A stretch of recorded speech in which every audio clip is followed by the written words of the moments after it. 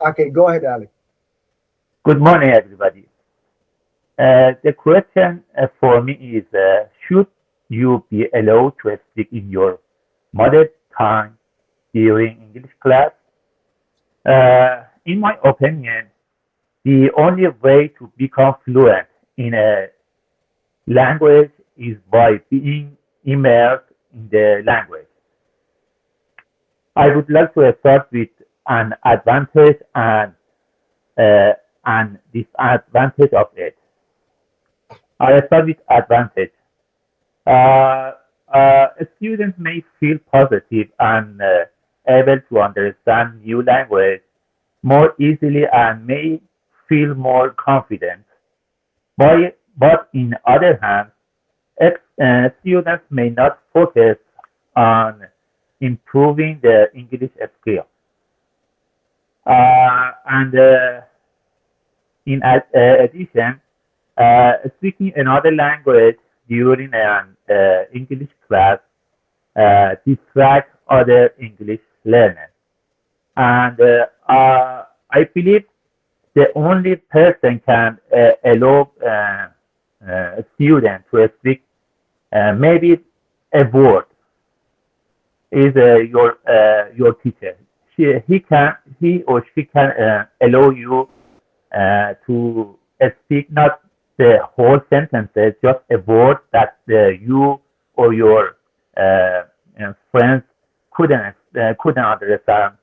He or she can teach them. This is my opinion or my advice for the question. Any question for Ali, everybody? His topic was, should you be allowed to speak in your mother tongue, in your first language, in an English class? Okay. Okay. So if no question, we're gonna proceed. Thank you very much, Ali. No problem. Okay. Next, let's have Benny. Benny, and then Soraya. Would you please bring the questions on the screen? I can see which one I can choose. I already prepared one of them, but I need to see which ones, please. What do you mean, Hadi? I mean, you gave us these topics last week, but I'm gonna update. Can you bring the question on the screen? I can see Okay, those, okay, just a second. You please. should have asked me this earlier Sorry because about we started the test already. Oh, Okay, just a second. Please take a picture, okay? Okay, this is like, these are all of the questions.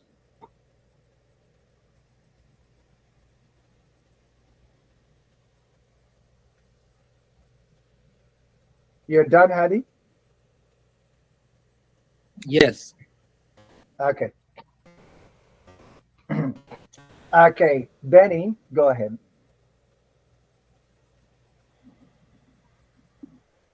Good morning, everyone.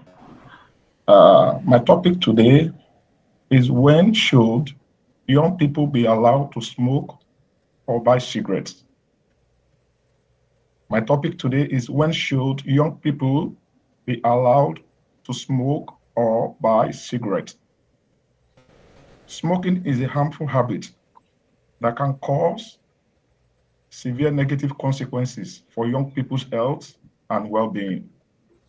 It is widely recognized that the earlier someone starts smoking, the greater their risks of becoming addicted and developing serious health problems. Therefore, it is essential to discourage young people from smoking and to implement policies that restrict their access to tobacco products. Furthermore, allowing young people to smoke or buy cigarettes would send a harmful message that smoking is acceptable behavior. And in view of this, it is crucial to protect young people from the dangers of tobacco and to promote healthy lifestyle by discouraging smoking and providing support for those who are trying to quit, we can help to create a healthier and more prosperous future for young people. I want to conclude by saying that no time should young people be allowed to smoke or buy cigarettes. Thank you. Okay, thank you so much, Benny. Very organized and very, excellent choice of vocabulary. Okay, any question for Benny about when should young people be allowed to smoke or purchase a cigarette or cigarettes? Okay, so Soraya, your turn. Good morning, everyone.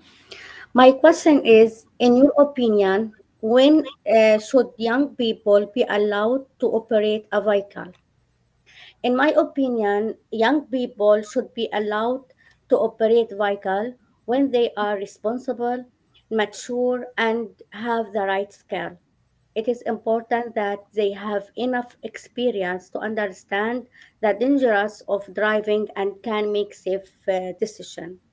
Typically, this means that young people should wait until they are at least 20 years old, depending on the rule in their country or area. Before they started driving, they should also complete driving lessons and practice a lot with the experienced adult to make sure they are safely. The most important thing is that they should be able to stay focused, follow traffic rule, and handle difficult situation on the road if it is happened.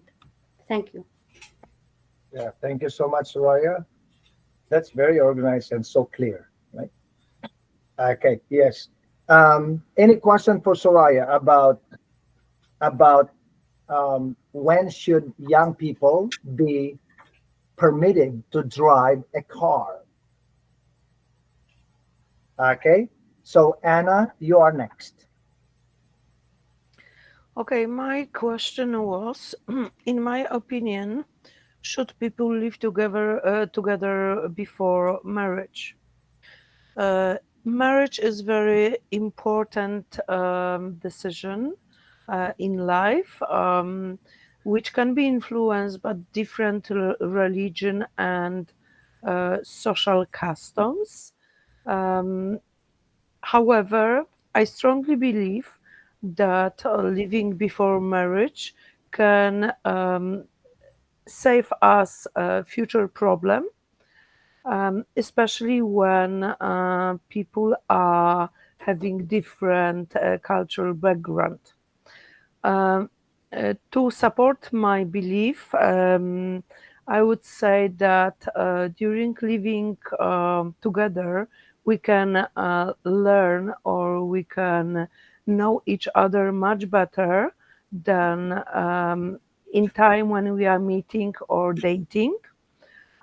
Also, during that time, we can decide if we are compatible with the person who we are going to marriage or not, or even if we are not compatible at this moment, do we feel that it will change in the future?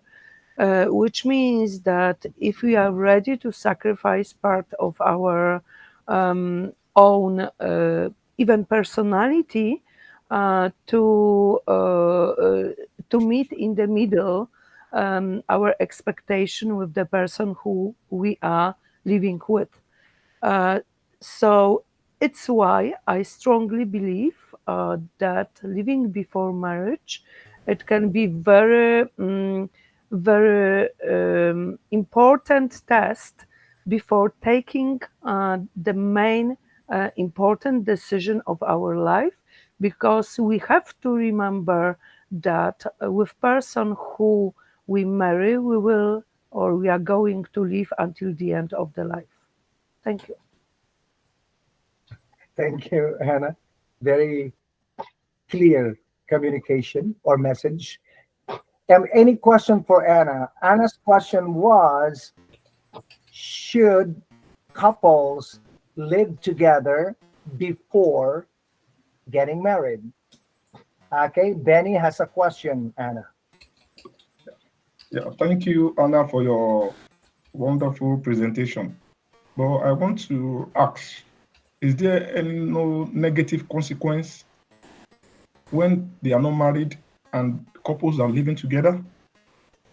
It can be negative consequence because it is possible that the marriage will never exist, meaning we will just give up the idea of marrying somebody who we do believe that it will not work for us Okay. after living for some times. Yeah. So yes, I agree. But on the other hand, I would say that it's better to part before getting married than after getting married because it become even more complicated.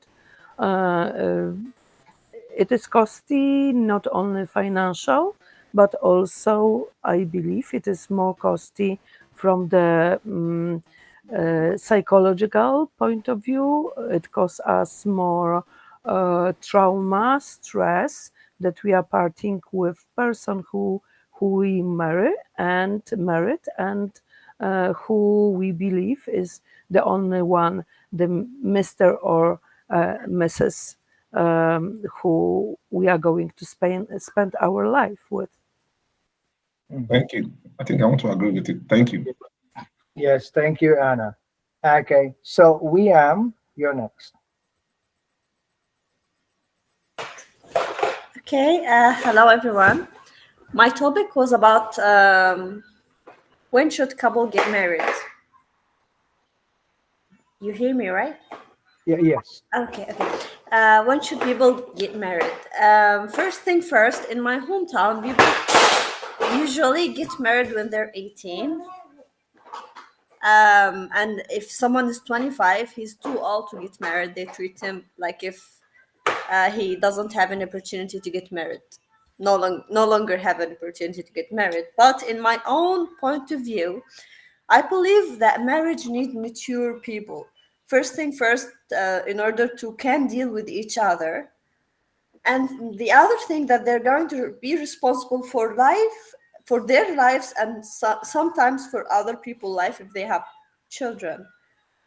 So I don't think that people who are still young are mature enough to get married. The second thing, I believe that life has many stages, like studying, having a job, and then getting married and having kids. So going to a stage before another, like not going in the right order, is not something healthy. And last thing last, I believe that people should be independent before they get married.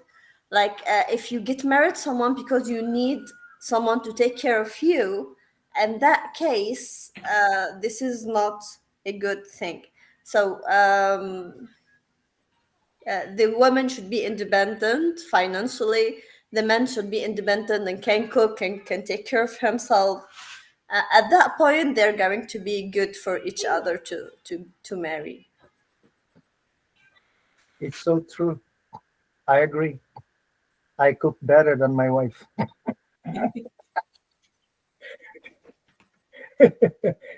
No, you're so true, Ian. If a man depends on the wife with the cooking and everything, and like everything his wife is doing, it is not a good idea. There should be a balance between them, right? Sure. Between them, there should be if Canada is proud of equality, then Canada should promote that equality between men and women in the house and in making decisions. Okay, so questions for William. William's question was, um, should I forgot your question? When should couple get married? Okay, okay. What's the best age for couples to get married? Okay, I'm just paraphrasing. What's the best age for couples to get married? And overall, we mentioned that it's not about age, it's about maturity. Okay, just to make it just to summarize it. Okay, and so yes, we thank you so much. I'm surprised about your answer, and I don't want to ask you where are you from because it's gonna be a stereotype. So I don't want to know. But you impressed me with your answer because some people have a stereotype in Canada that if you are from a certain country, all of you are like this, right? Okay, but it's so refreshing to hear it from you, like this kind of ideas. Okay, next, Sarah. Hello, everyone. I'm going to talk today about should parenting classes be mandatory for all parents? So, parenting is not an easy job. Only thinking of being a parent is overwhelming, especially for first time parents, no matter what is their background or socioeconomic status.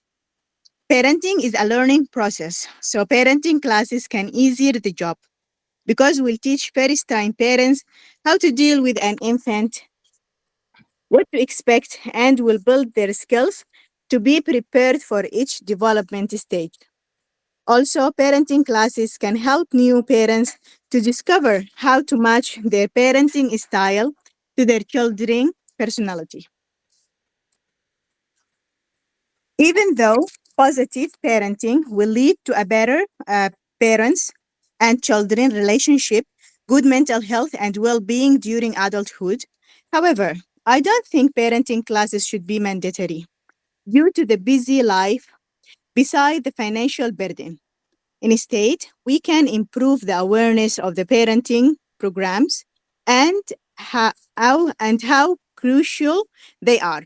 Also, give free resources for parents who need more help.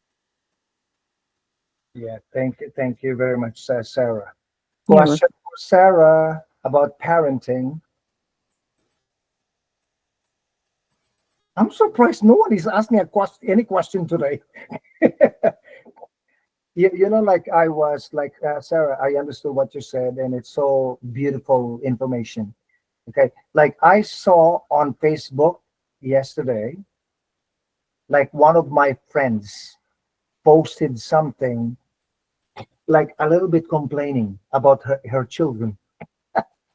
This is not a good idea to post about your complaints about the children on Facebook, like on social media. Don't do this. Okay, anyway, she posted something indirect. She said, while we are still alive, our children should visit us. Because when we die and they visit, it is no longer useful. It's no longer good. It's no longer, you don't see this anymore because you're dead, right? And then she posted that. She even made a card. I almost answered her. I almost posted a comment, and then I tried to control myself. Because sometimes when you post a comment and they don't like your comment, you lose friendship. Yeah, you know what I mean? So control yourself, everybody, in this situation. Now, I will tell you my answer to her. I did not tell her, but this is what I want to tell you. If you want your children to visit you when you are old, you have to build this relationship today. You cannot That's expect, so great. yeah, you That's so cannot great. expect your child, that this is parenting, right? You cannot expect your children to visit you in the nursing home on a regular basis or to communicate with you every week to say the children are okay, your grandchildren are okay, or to visit you on Thanksgiving or Christmas, whatever occasion. You cannot expect them to give you a present on your birthday, or when you have a problem in the house, they help you with money. you cannot expect them to do this if you did not raise them this way. Now, while their children are young, you need to teach them generosity. Like, for example, one time I heard my wife telling my son was 4 years old. She was telling my son in secret, but I heard. She said to my son, Stephen, this Sunday is Father's Day. What are you planning to do for your dad? And then my son said, Mommy, I have no job. I have no money. He was 4 years old. And I heard my wife, he said, okay, why don't you go to your computer, create a card for your dad? Or why don't you go to the backyard, gather some flowers, and wake up daddy on Sunday, give him the flowers, and kiss him, and say Happy Father's Day. You see, you don't need money to be thoughtful. You don't need money to be loving. And you know what? On Sunday, my son did it. He woke me up with those like ugly flowers from the backyard. But I was happy. It is not about how beautiful the flowers are. It is the thought, the love, the caring. And so I learned this from my wife. And then the following year, I did the same thing. I said, Stephen, Sunday is Mother's Day. What are you planning to do for your mom? And then my son, he knew what to do, you know? And so, and he did the same thing. He got some flowers. And then I said, you know what? I'm going to buy a cake and I will put your name and Sarah's name. My daughter is Sarah. And Sarah's name on the cake. And then you bring your own flowers and the card. And my wife was so happy. So right now, my son is 24 years old. He now lives in his own condominium. But every time it is Father's Day or Mother's Day, my son is there bringing me presents. And right now, no more ugly flowers. Right now, he gives me Hennessy. You know Hennessy? Cognac from France. Alcohol. I don't want to, I'm recording. I don't want to promote this product. So everybody, if you want, my point is, if you want your children to take care of you, to be generous to you in the future when you're old, you have to build them up today. Okay? You want them to buy you a bed if your retirement is no good. You need a bed, you need a new car. And your children they're professional, they have a lot of money. And so it's you have to teach them generosity today. And if you want them to visit you in the future, you need to show them the value of being together on special occasion. Christmas and Thanksgiving, do not let your children go with friends. They have to be home spending time with you. Okay? I just want to let you know, we parents are responsible. Do not blame the children if they're doing nothing or if they become wrong in the future. You've got to look at yourself. What are you doing? Why this happened to the children, right? As a parent, we have the responsibility to make sure that our children grow up to be good people. And the problem nowadays is a lot of people, they just have children, and they don't understand the responsibility. That's why when Sarah said parenting classes are important, I totally agree. Okay, next, everybody.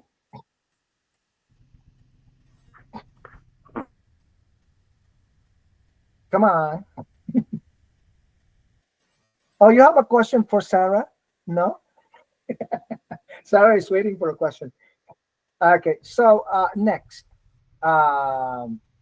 Noreen, Julie, Marco, Olena, come on. and Hadi. Oh, Fifi. I forgot about Fifi. Okay, Fifi. Hi everyone. So my topic today is should you allow to use Google Translate during the class? So this is my opinion. So in my perspective, we should allow to use Google Translate in the class because it tremendously helps myself to catch up with a lot of words that I don't understand. As English is not my first language, the Google Translate give me pathway to catch up all the vocabularies that I don't understand. In many occasions, English has so many words with the same meaning, but the way we say it is different. For example, if you want to say big, we can say giant, enormous, or huge.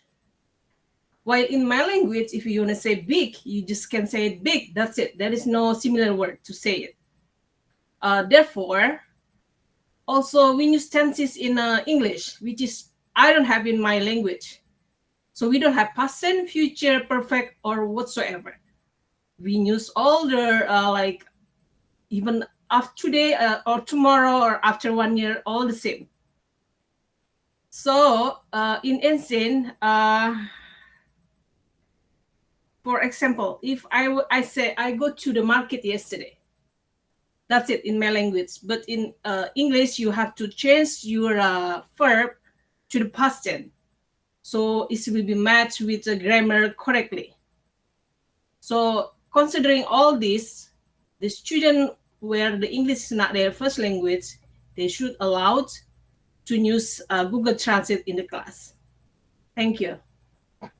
Okay. Do you agree or disagree, or do you have any question for Fifi? Anna wants to say something.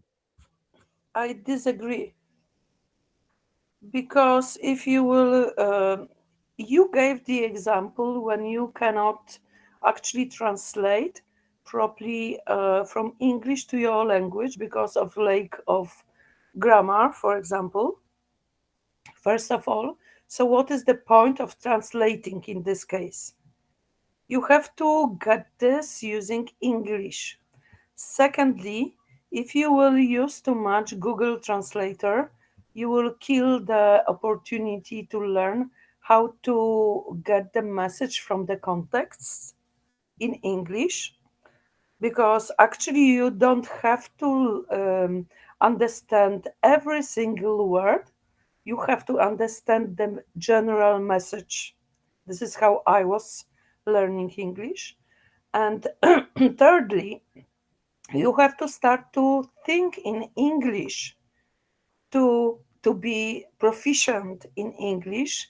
And when you are translating too much, also it is affecting badly the skill.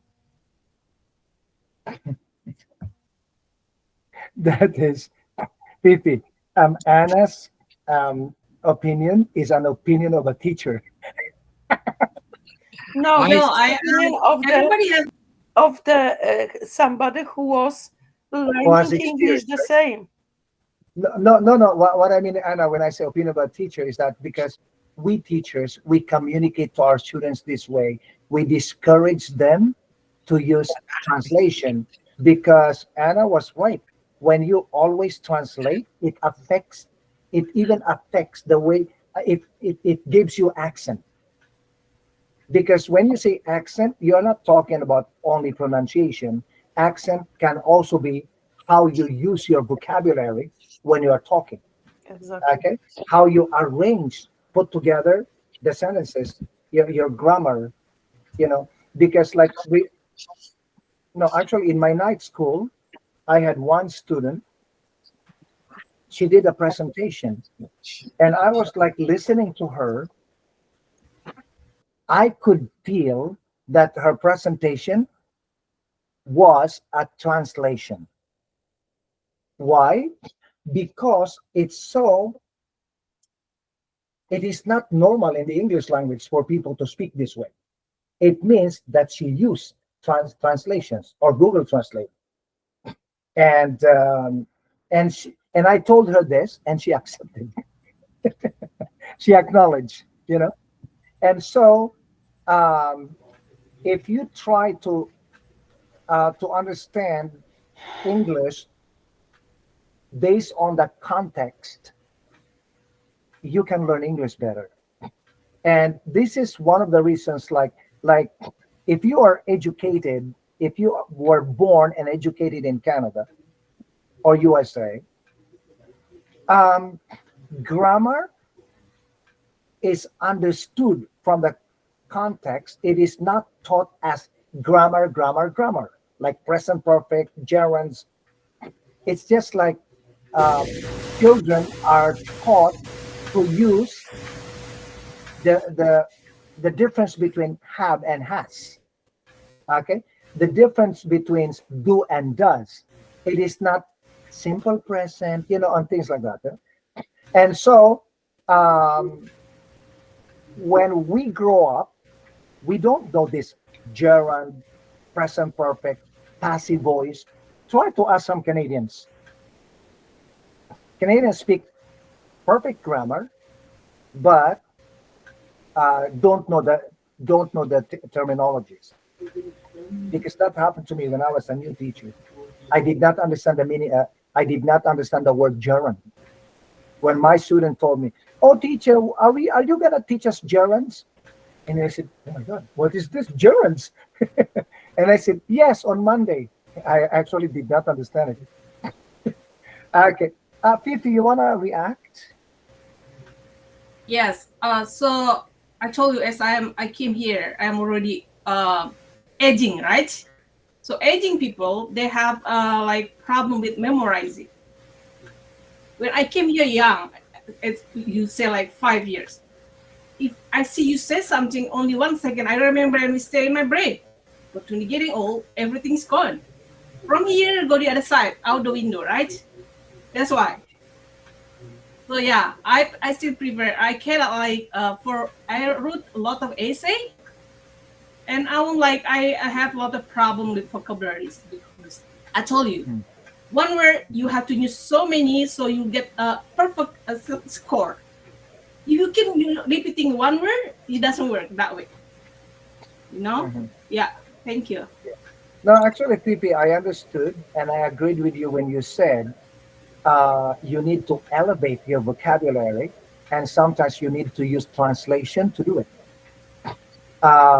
And you were talking about individual words. You are not talking about sentences.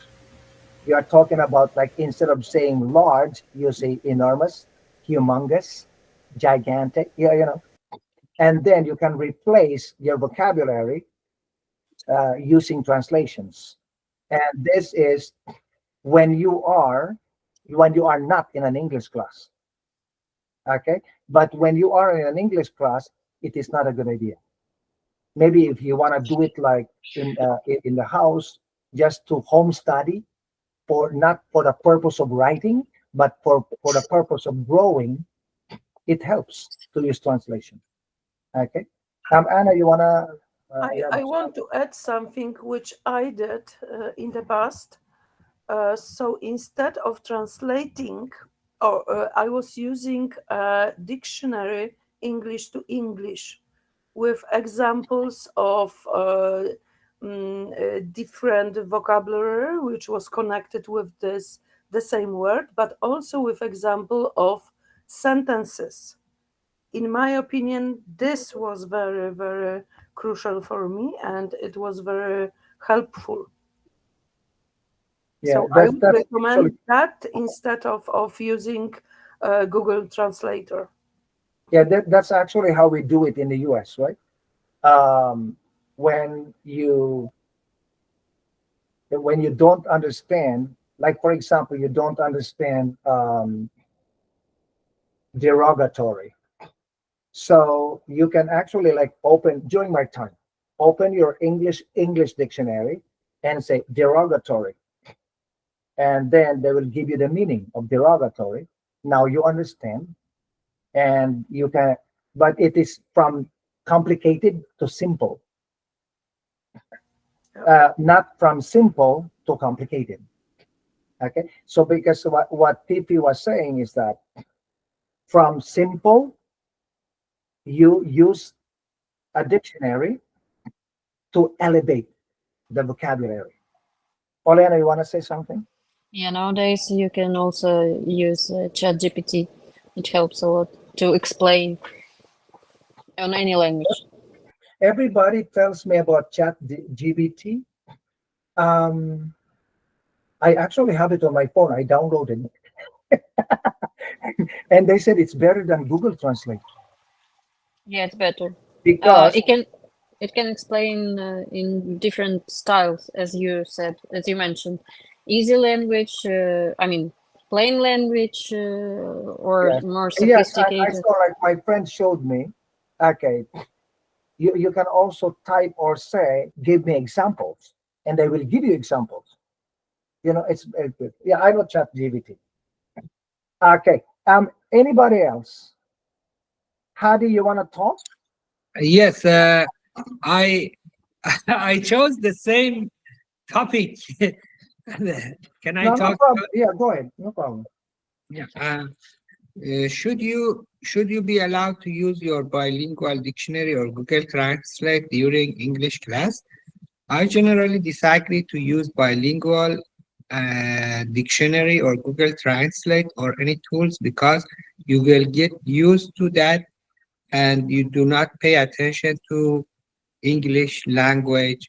If you use the same dictionary, same language or English language, your vocabulary will be increased and enhanced. It depends on the level of your English level. If you are beginner, you maybe is used to is useful to understand at the beginning and be understandable, but in the high level learners or or in the medium level, the same language or English to English language dictionary is better because you will focus in one language and your mindset, your psychology will be focused in the same language and you will learn new words and you will guess the words, you will understand the grammar, you will understand how to explain a word or a sentence in a sentences. You will learn collocation, phrases, which is very helpful. When you use Google Translate or bilingual tools or dictionaries, sometimes there will be some misunderstanding of misconception of the words and maybe you will learn different meaning but it's not exactly the meaning of the word in the right location. If you are practicing speaking or writing skills, if it's usually better to challenge yourself on dictionary of the same language because you will learn grammar. If you are reading or studying vocabulary, uh, misunderstanding or misconception of the words of the Google Translate is very common. If you are working on understanding the context, uh, it's very important to use the same uh, dictionary or the same the English to English language dictionary. But dictionary usage is different. Cambridge, for example, location. There are so many dictionaries. I think it's better to choose the special one That, for that works for you, right? works for you. Thank you. Yes. Hadi, you mentioned something really very important because, like, I had a student. He told me he failed. No, not failed. Like because in arts you don't really fail. You just get lower or higher, right? So he took an IELTS test, and he said that his listening, he got only level 6.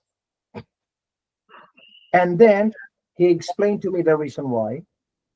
And he said that the listening, like they use vocabulary, and the vocabulary actually had a second meaning, not the meaning that he understood. And so what Hadi said, that if you use a dictionary, sometimes it gives you a different meaning, not the meaning from the context, but the original meaning of the word. Everybody, are you following me? And so this happened to my student. This is a private student. And it happened to him. He said, "Oh, I failed the listening. I got a lower grade in listening because of this." They said many words, and I understood the words the way I understood, but I didn't realize that these words have a second or third meaning. Okay. Okay.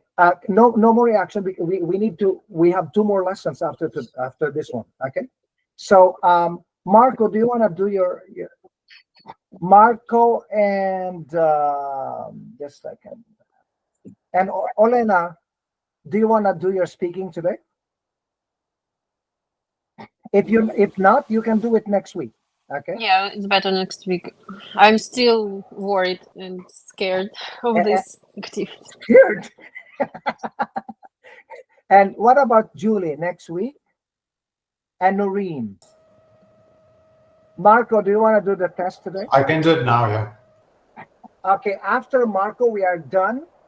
Julie, Noreen, and Olena, you're going to do it next week. Okay. So, because I need to do 2 more lessons. We have a reading, and we have a reading test today. But I need to explain this to you before I give it to you as a test. Okay, Marco, go. Okay. Good morning, everybody. My topic is, should young adults pay their parents' rent if they are working and do not move out by the age of 10 to 21? So it could be a bit controversial as a discussion, but I reckon a positive thing requiring a young adult to pay rent to his parents if he stays home after a certain age. And of course, I mean a grown-up child who has not built his own family yet, but who has a job with a sufficient wage. Asking for a contribution to housekeeping is important, I say, not just for the sake of economic support, because in many cases, the family can continue living with no need for an extra income, but because it is an occasion for growth as a person.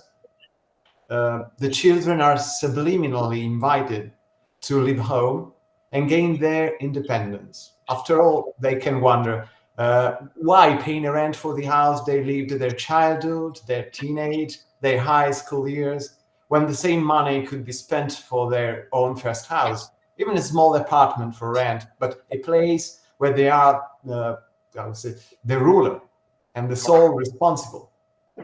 But reality may be different, I must admit. It mostly depends on cultural schemes. In some countries, it's customary to foster the children to find their ways away from their parents, to go and find opportunities in big cities instead of remaining in their native town at the age of 21, but I say even earlier while they are students.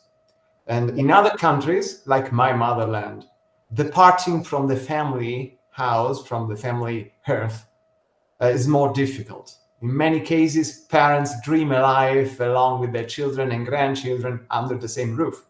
And this concept of united family implicitly entails that even if a grown-up son has a job, he is not asked any contribution in money for continuing to stay home, at least until he's ready to build his own family. Nevertheless, they are usually asked to contribute in other ways, for example, helping with chores or giving assistance when a member of the family needs it. Thank you. Yes, thank you, Marco. Very expanded and expounded presentation. and excellent choice of vocabulary and connectives as usual. Okay. Oh, Lena, are you communicating with me or with somebody? Sorry, With Anna. I was asking one question about chat. Okay. She sent About me. chat Thank you very much. And yes, yes. Okay. Yes, Marco, great job, Marco. And I agree with you that this kind of decision could be cultural, right?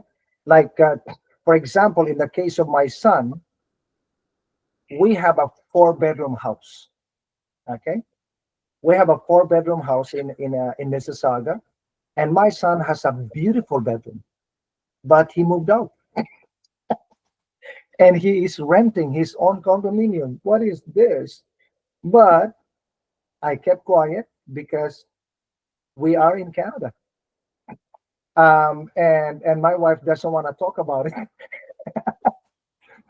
But she gave my son freedom to rent his own apartment, and I like very much what Marco said. when when our children rent their own play, when if we ask our children to pay rent to us, why don't we let them rent their own place, because they're paying anyway?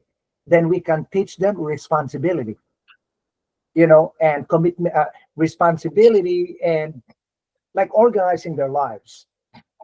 Okay. And I also like when you said, Marco, that it's cultural, because for some people, especially for example, for Vietnamese, for Chinese, and for Asian people, it's not easy to let the children go.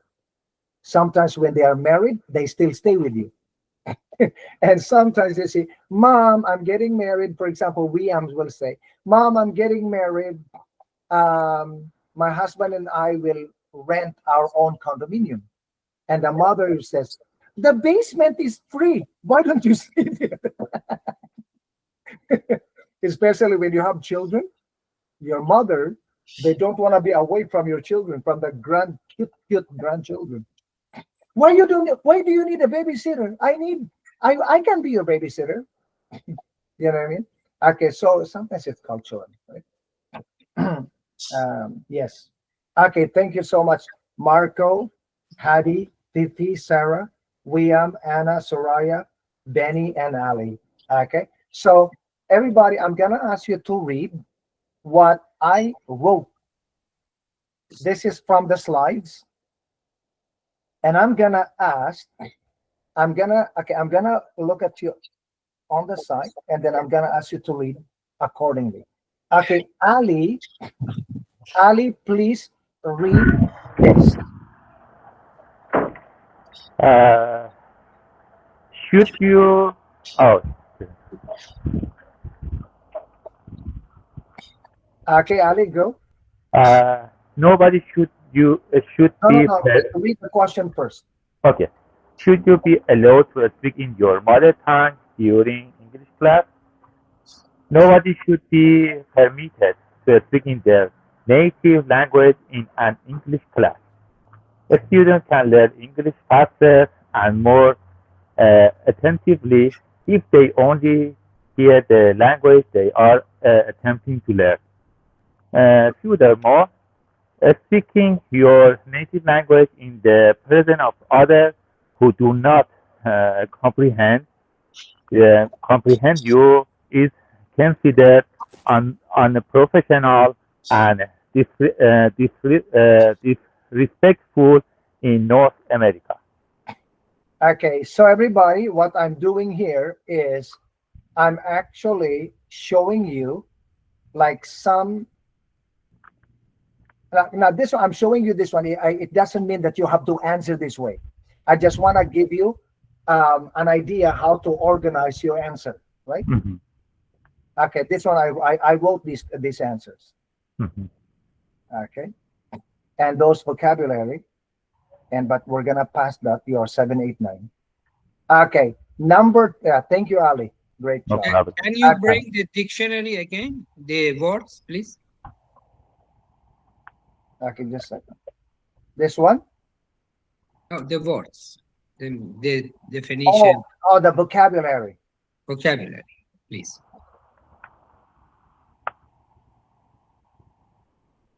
I can also post this to our Facebook page so you can download.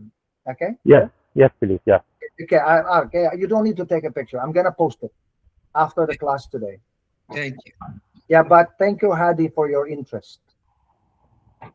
Okay. So number 2, let's have my God, my eyes are not working so well today. Number 2, let's have Anna. Please read the number 2. Let me show you what I wrote. Okay, Anna.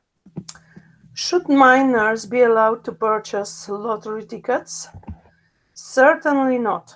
Purchasing lottery tickets is a form of gambling, and gambling can be extremely addictive.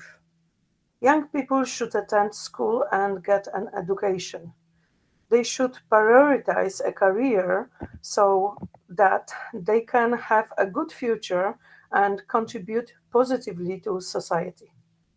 Okay, you see, short, direct to the point, and highly organized. Okay, I'm gonna post it so you can use it as a model or as a guide. Okay, so we also have this vocabulary, and then we go to the number 3. Thank you, Anna. Number 3, let's have Fifi. Fifi. In your opinion, when should young people be allowed to operate a vehicle? Driving a car is both a privilege and huge responsibility. In my native country, young people as young as 17 can take a driver's test. In Canada, they can begin driving at the age of 16. As a parent of 2 teenagers, I strongly believe that the Canadian government should prohibit minors from driving until they reach the age of 18. People over the age of 18 are generally more mature, responsible, and focused on the road. As a result, everyone will be safer on the road because there will be a fewer accidents. Yes. Do you agree, Fifi? I am agree 16 is too young. Okay. Okay, so the vocabulary is there. And okay, if you take a look at the like how it ended, like as a result, everyone will be safer on the road because there will be fewer accidents. Okay. Okay, so there are the vocabulary. We're gonna just go jump to the next one, and let's have Francis. Francis, can you hear me? Yes. Okay, Francis, please read the number 4. When should young people be allowed to smoke or buy cigarettes? There are numerous smoking regulations. In most places, people are not permitted to smoke. They are not permitted to smoke in schools, workplaces, parks, sports fields, or facilities. Skate parks, movie theaters, restaurants, coffee shops, or shopping malls. They are also not permitted to smoke in vehicles if there is a child under the age of 16. Why? Because smoking is linked to lung cancer and other res- respiratory issues. More seriously, smoking is lethal. Young people or anyone, regardless of age, should never be allowed to smoke or purchase cigarettes, in my opinion. Yes. So look at the ending. Um, you see, the question was when should young people be allowed to smoke or buy cigarettes? Now, before you answer the question, you gave the listener a background of rules, okay, and then you rules and the consequences of smoking, Okay. and then you answer the question in the end. That is a good strategy as well. Okay. Okay, so vocabulary. I type the vocabulary because sometimes it is so I can use this lesson in other levels, right? Okay, but for your class, it's not necessary because you have good grasp of the English language. Okay, next, let's have Hadi. Thank you so much, Francis. Okay, Thank you. Hadi, Yes. please read the number 5.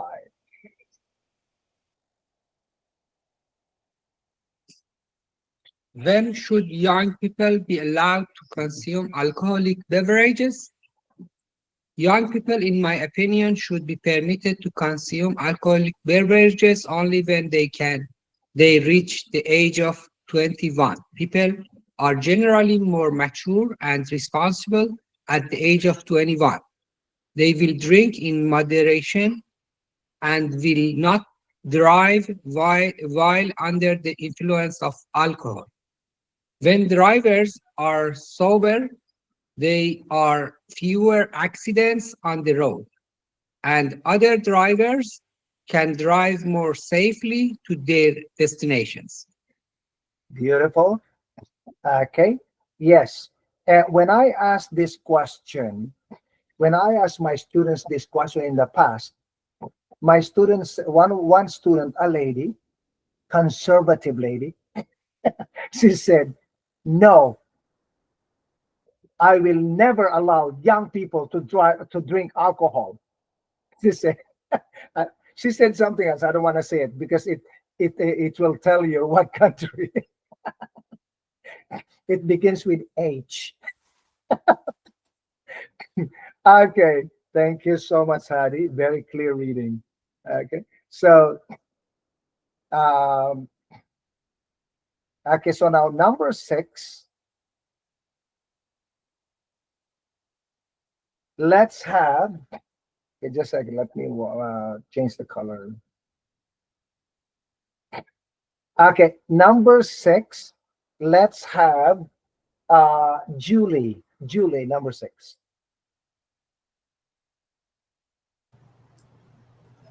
In your opinion, at what age should couples get married? The best age to get married with the lowest chance of divorce is between the ages of 28 and 32. People of this age are neither too young nor too old. Getting married when you are too young may lead to divorce. Waiting too long, on the other hand, would be equally problematic. Many people should have completed their undergrad or higher education by the age of 28.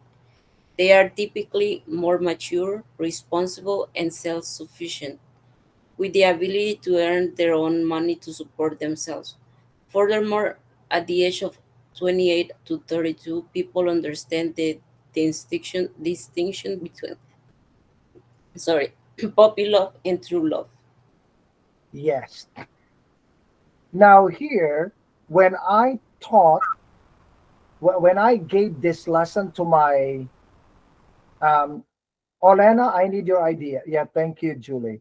Olena, I need your idea. When I gave this answer to my Ukrainian student, she said to me, 28? Are you kidding me? She said, in my country, she said, in my country, 18 or 19, because it's better to be a mother when you're young. You will have healthy children, she said to me. Olena, what is your reaction to this? To her. Do you agree? Where's Olena? Okay, anyway, let's continue. Okay, vocabulary. And we go to number 7.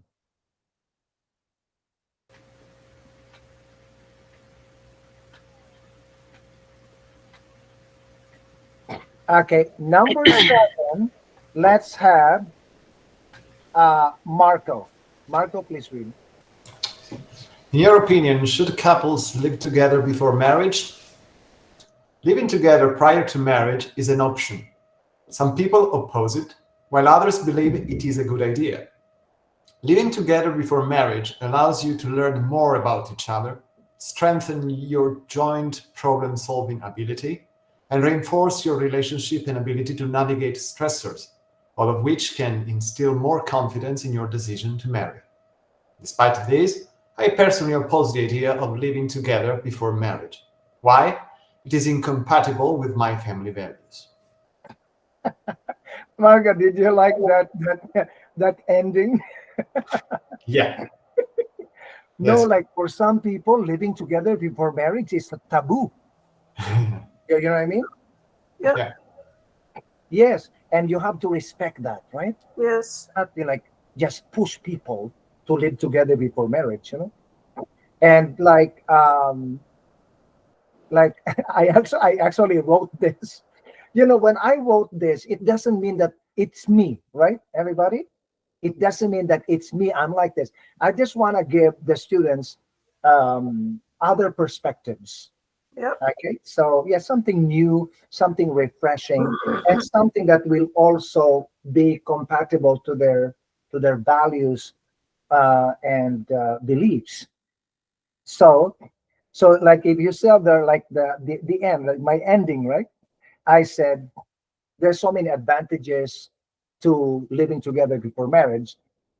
Despite these advantages, I personally oppose the idea of living together before marriage. Why? You cannot just say you oppose. You have to explain why. Because it is incompatible with my family values. It means in my family we don't do this. Although my sister lived together with her partner before they got married, and now they're still married. Okay. So yes, you just like review it. What I'm gonna do is I'm gonna post this on Facebook, and my advice to you is when you go on Facebook, type some comments about your opinion. Yeah, you know what I mean. And just for fun, like social media activity, right?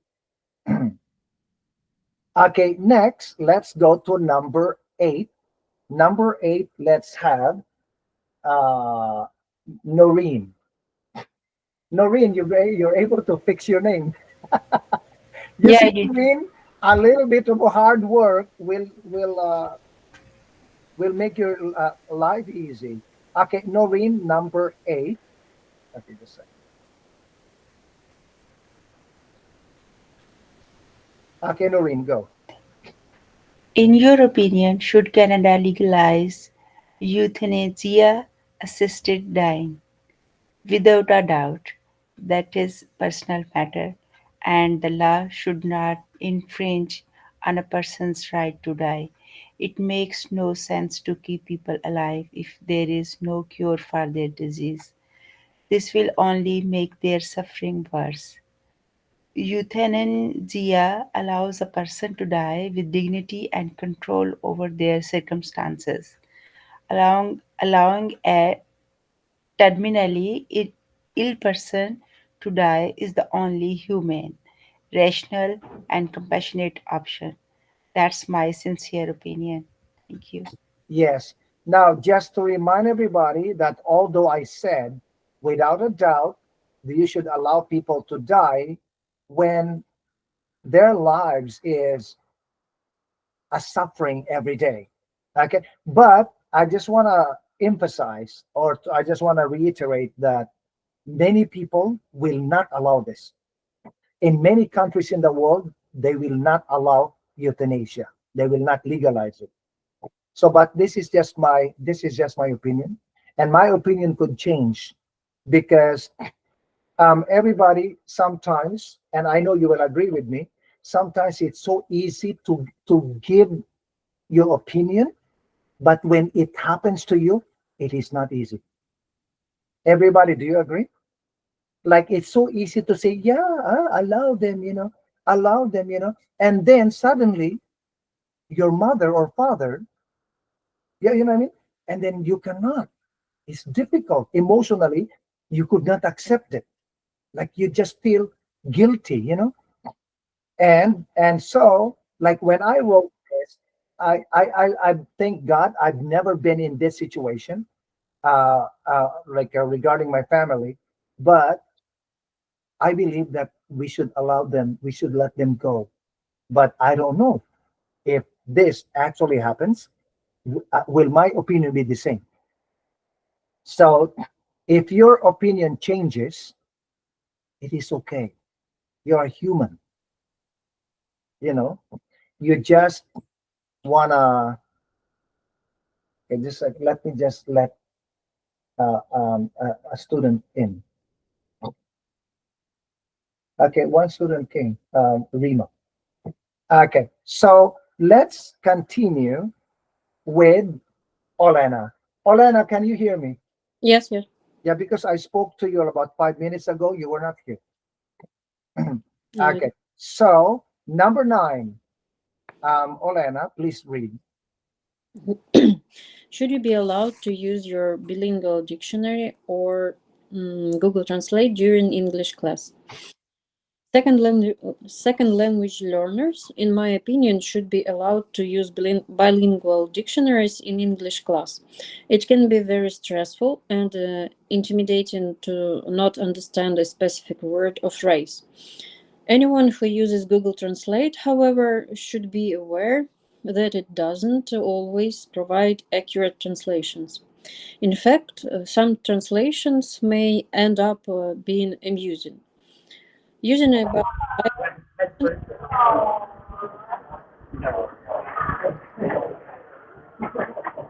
is that? Ali, Ali- switch off your camera. Using a bilingual dictionary can help students understand the word they are trying to learn, but if one relies on a translation tool all the time, he's forcing his brain to rely on translations, and the brain will not function independently without it. Yeah, totally agree. Okay. Yes, yeah, really. If you get used to translation, your brain will depend on translations all the time, and in the future, you cannot be fully independent. You will always look at your husband for translation, or your wife for translation, or even your children for translation, and this is not a good idea.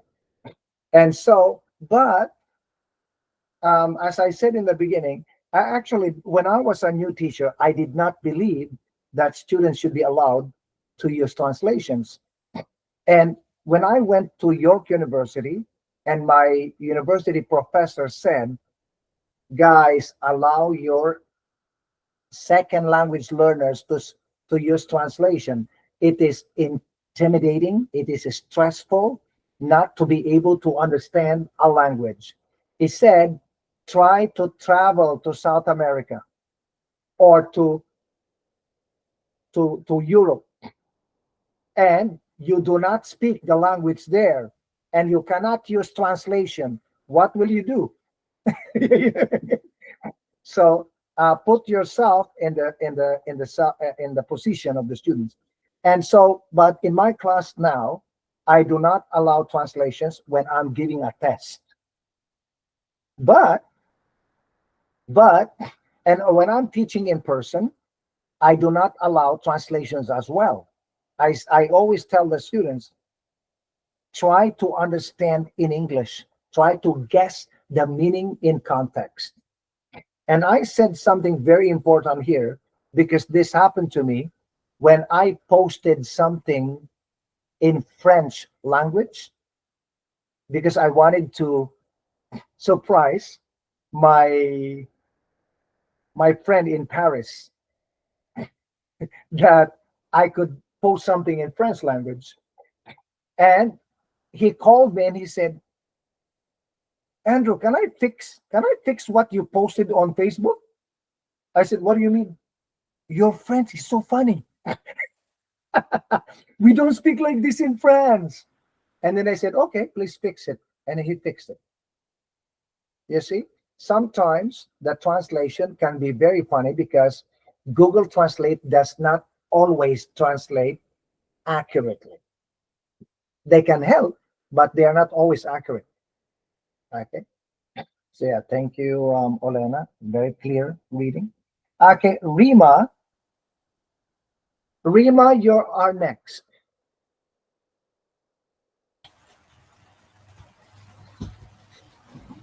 This is the next one, right? Number 10. Okay. Should young adults pay their parents' rent if they are working and don't move out by the age of 21? Um, No, I know. Okay, just read. I know for a fact that some will disagree, but I believe it is only fair that young adults pay rent to their parents if they are employed, earning their own money and still living with their parents at the age of 21. They are expected to be self-sufficient at that age. They should get their own private place and move out. And some people will say, "Oh, teacher, no, in my country, you know." Okay, yeah, thank you so much, Rima. Soraya, you are next. Just a second, Soraya. Number 11. Okay, here, everybody, incarcerated are people in jail. Okay.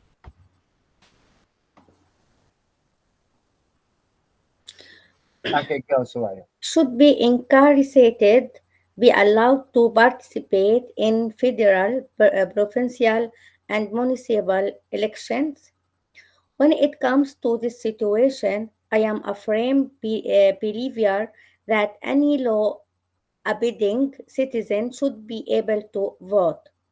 Anyone who break the law, on the other hand, should face the consequences of their action. They should serve their sentences in a prison and only be allowed to vote in election after they have served their time. Yes. Yes. Okay. And this question actually, number 11, I got this question from the Miss USA competition. Miss USA competition. And actually, this answer was not my answer. It was the answer of Miss Oklahoma. Miss Oklahoma said it, right? She says that when people are in jail, they should not be allowed to vote in an election. They have to serve their time in jail and only be allowed to vote after they have served their time in jail. Okay, that's what she said. Pipi, you want to say something? Yeah, I am disagree with that because I do believe everybody make mistake their life on, and these incarcerated people sometimes they already, oh, I did mistake my past, but they changed already, right? So I am agree if they give chance to vote. Thank you. Yeah, but Pipi, this one, the person is in jail. He's not out yet. If he's out, then he can vote, right? So yes. Anna, you want to say something?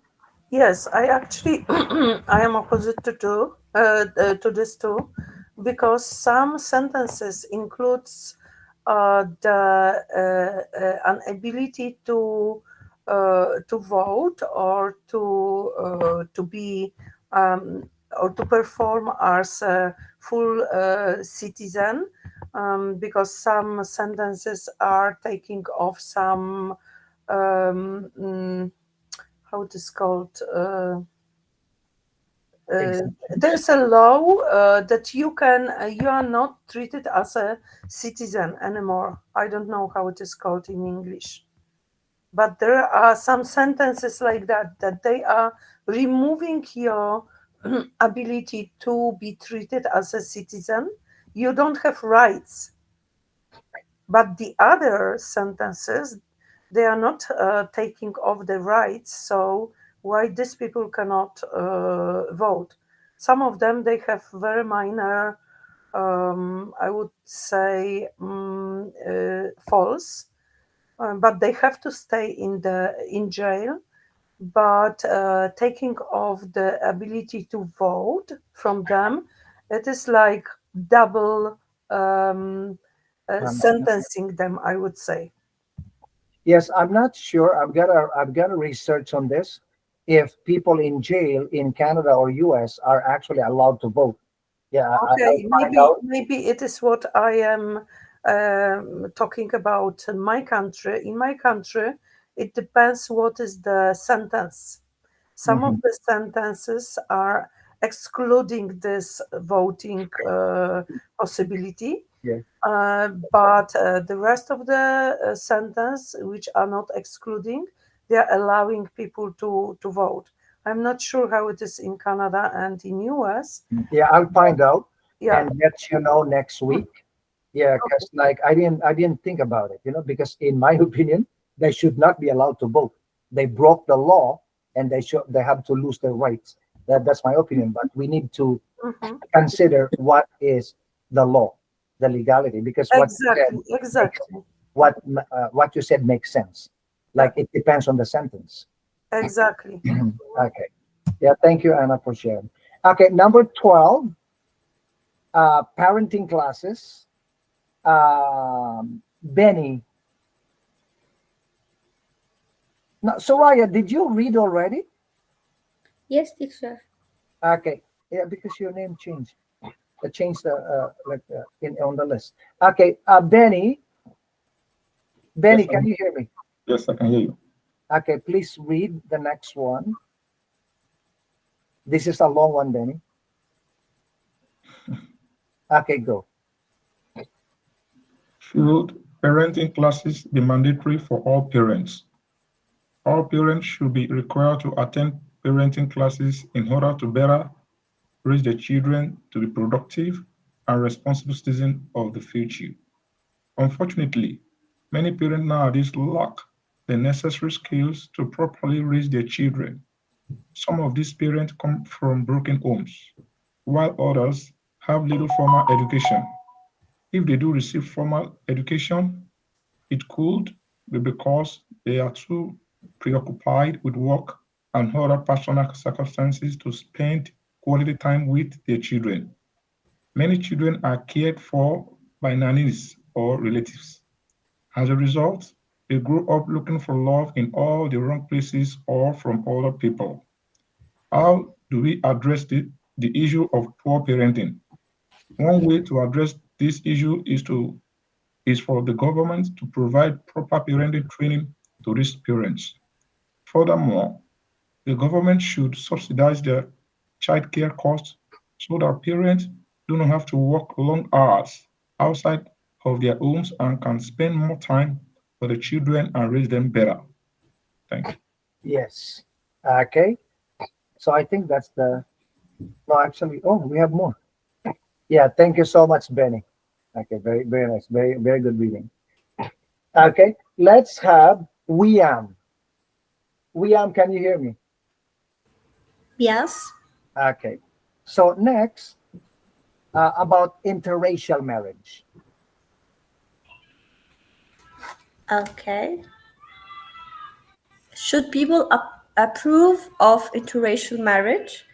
There are advantages and disadvantages to interracial marriage. One benefit of interracial marriage is that it increases the opportunity for positive interracial encounters. Encounters. Um, Research has found that the more we are exposed to other racial minorities, Minorities. um, the more we can learn about our similarities and differences. The more educated we are, the more understanding and accommodating we become.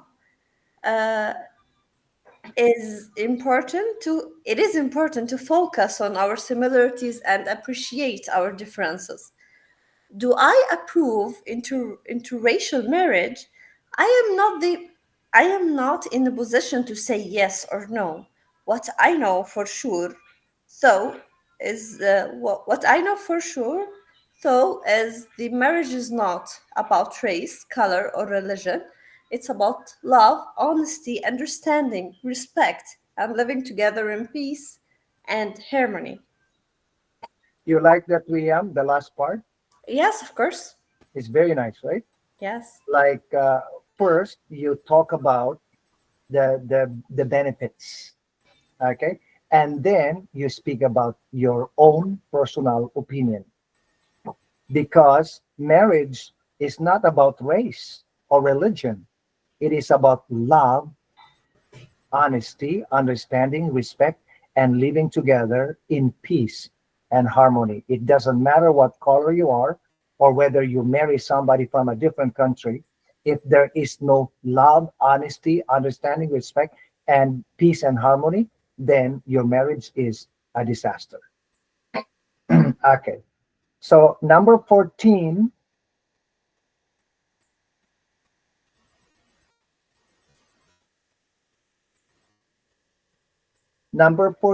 let's have I'm gonna go back up. Ali, back to you.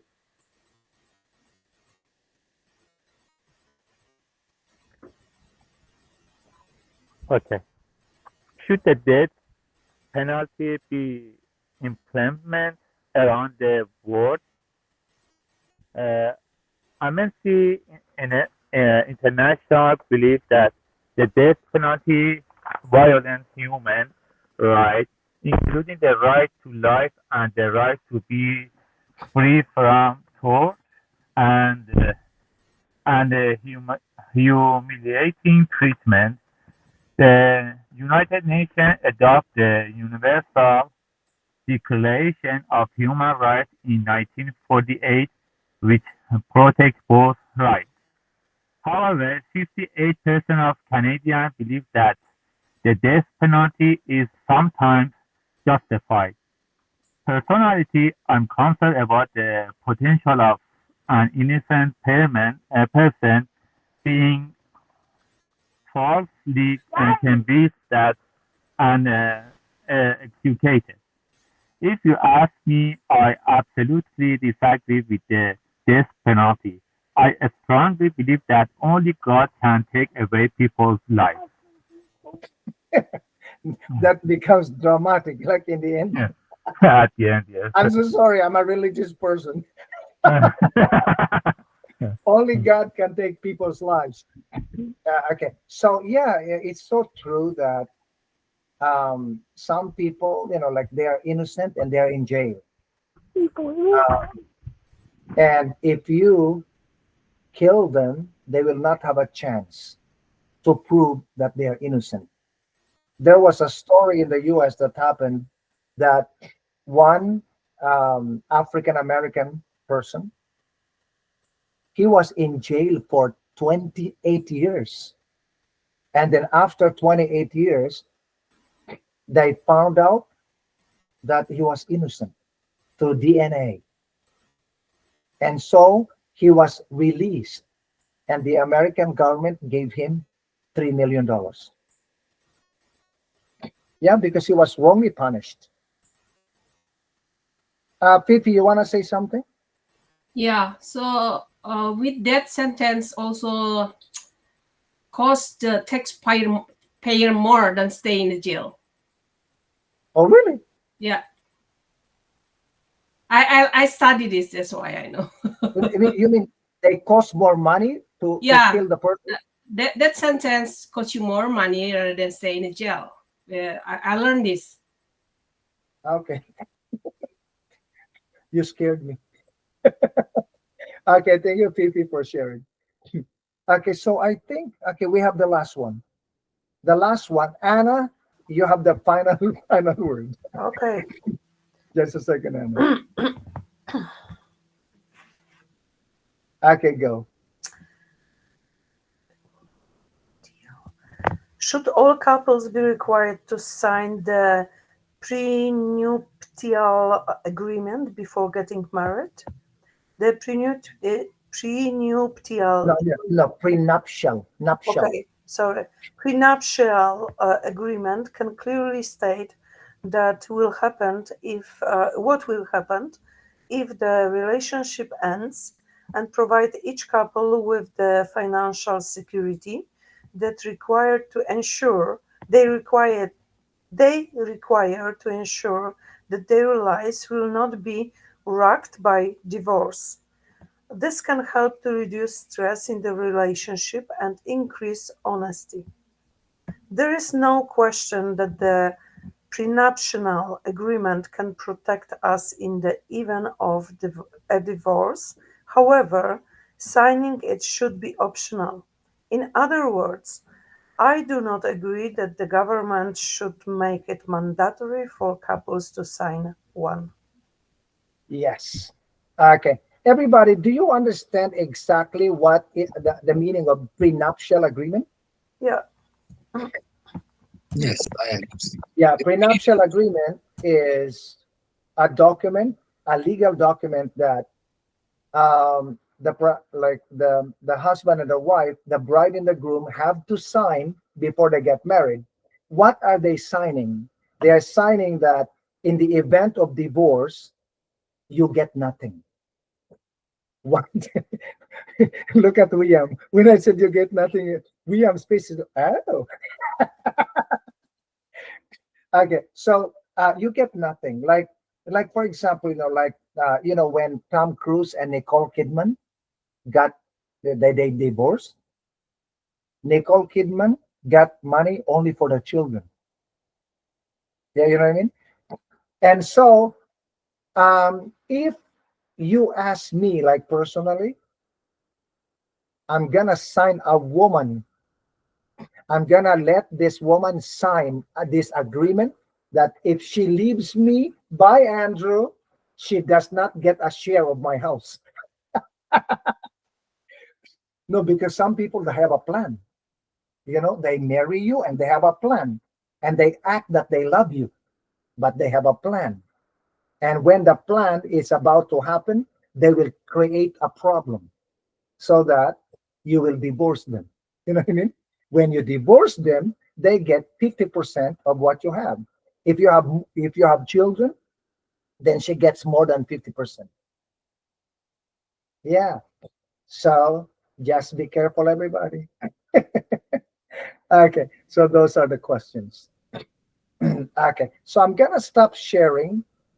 And let me just ask you, did you like this? Okay, let me ask the new students. Francis, did you like this activity?